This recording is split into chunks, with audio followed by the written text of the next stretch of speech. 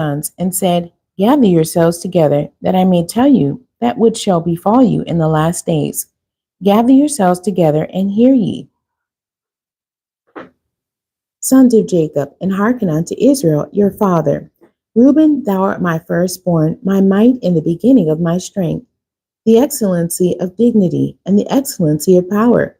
Unstable as water, thou shalt not excel, because thou wentest up to thy father's bed. Then defilest thou it. He went up to my couch. Simeon and Levi are brethren, instruments of cruelty are in their habitations. O my soul, come not thou into their secret, unto their assembly. My honor, be not thou united. For in their anger they slew a man, and in their self-will they dig down a wall. Cursed be their anger, for it was fierce, and their wrath, for it was cruel. I will divide them in Jacob, and scatter them in Israel. Judah, thou art he whom thy brethren shall praise. Thy hand shall be in the neck of thy enemies. Thy father's children shall bow down before thee. Judah is a lion's whelp. From the prey, my son, thou art gone up. He stooped down, he couched as a lion, and as an old lion, who shall rouse him up? The scepter shall not depart from Judah, nor a lawgiver from between his feet, until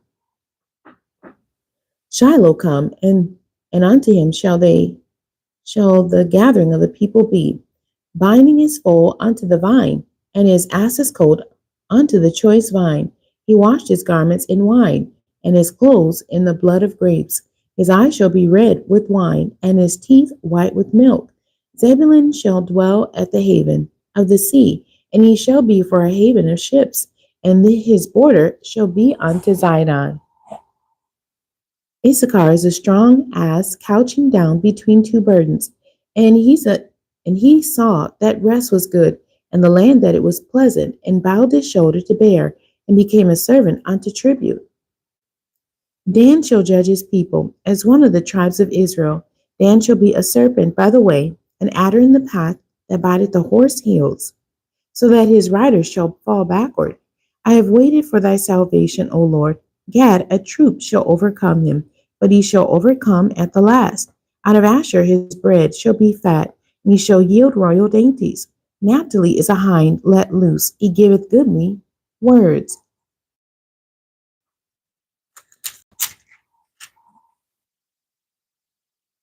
Joseph is a fruitful bow, even a fruitful bow by a well, whose branches run over the wall. The archers have sorely grieved him, and shot at him, and hated him. But his bow abode in strength, and the arms of his hands were made strong by the hands of the mighty God of Jacob. From thence is the shepherd, the stone of Israel, even by the God of thy father, who shall help thee, and by the Almighty, who shall bless thee with blessings of heaven above, blessings of the deep that lieth under, blessings of the breast and of the womb. The blessings of thy father have prevailed above the blessings of my progenitors, unto the utmost bound of the everlasting hills. They shall be on the head of Joseph, and on the crown of the head of him that was separate from his brethren.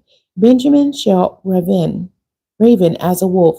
In the morning he shall devour the prey, and at night he shall divide the spoil. All these are the 12 tribes of Israel, and this is it that their father spake unto them, and blessed them. Every one according to his blessing he blessed them. And he charged them and said unto them, I am to be gathered unto my people. Bury me with my fathers in the cave that is in the field of Ephron the Hittite, in the cave that is in the field of Machpelah, which is before Mamre, in the land of Canaan, which Abraham bought with the field of Ephron the Hittite for a possession of a burying place. There they buried Abraham and Sarah his wife. There they buried Isaac and Rebekah his wife, and there I buried Leah. The purchase of the field and of the cave that is therein was from the children of Heth. And when Jacob had made an end of commanding his sons, he gathered up his feet into the bed, and yielded up the ghost, and was gathered unto his people. Chapter 50. And Joseph fell upon his father's face, and wept upon him, and kissed him. And Joseph commanded his servants, the physicians, to embalm his father, and the physicians embalmed Israel. And 40 days were fulfilled for him. For so are fulfilled the days of those which are embalmed. And the Egyptians mourned for him 70 days.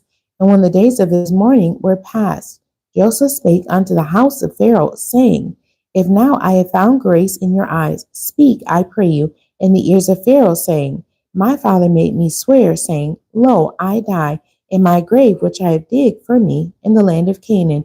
There shalt thou bury me. Now therefore let me go up, I pray thee, and bury my father, and I will come again. And Pharaoh said, Go up and bury thy father, according as he made thee swear. And Joseph went up to bury his father, and with him went up all the servants of Pharaoh, the elders of his house, and all the elders of the land of Egypt. And all the house of Joseph, and his brethren, and his father's house, only their little ones, and their flocks and their herds, they left in the land of Goshen. And there went up with him both chariots and horsemen, and it was a very great company. And they came to the threshing floor of Atad, which is beyond Jordan, and there they mourned with a great and very sore lamentation. And he made a mourning for his father 7 days. And when the inhabitants of the land, the Canaanites, saw the mourning in the floor of Atad, they said, This is a grievous mourning to the Egyptians. Wherefore the name of it was called Abel Mizraim, which is beyond Jordan. And his sons did unto him according as he commanded them. For his sons carried him into the land of Canaan, and buried him in the cave of the field of Machpelah, which Abraham bought with the field for a possession of the burying place of Ephron the Hittite before Mamre. And Joseph returned into Egypt, he and his brethren, and all that went up with him to bury his father, after he had buried his father. And when Joseph's brethren saw that their father was dead, they said, Joseph will peradventure hate us, and will certainly requite us all the evil which he did unto him. And they sent a messenger unto Joseph, saying, Thy father did command before he died, saying, So shall ye say unto Joseph, Forgive, I pray thee, now the trespass of thy brethren and their sin, for they did unto thee evil. And now we pray thee, forgive the trespass of the servants of the God of thy father. And Joseph wept when they spake unto him. And his brethren also went and fell down before his face. And they said, Behold, we be thy servants.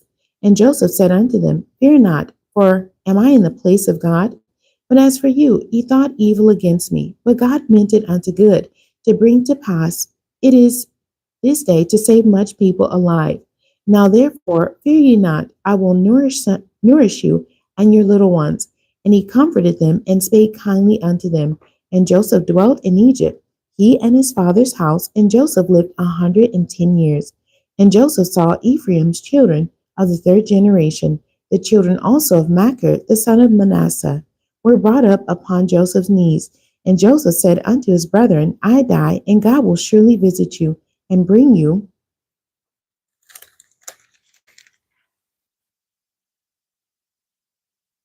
out of this land unto the land which he sware to Abraham, to Isaac, and to Jacob.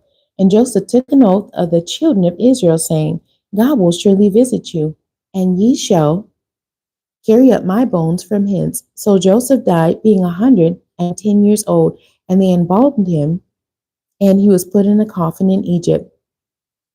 The end. God bless you, and thank you for joining me today, and welcome.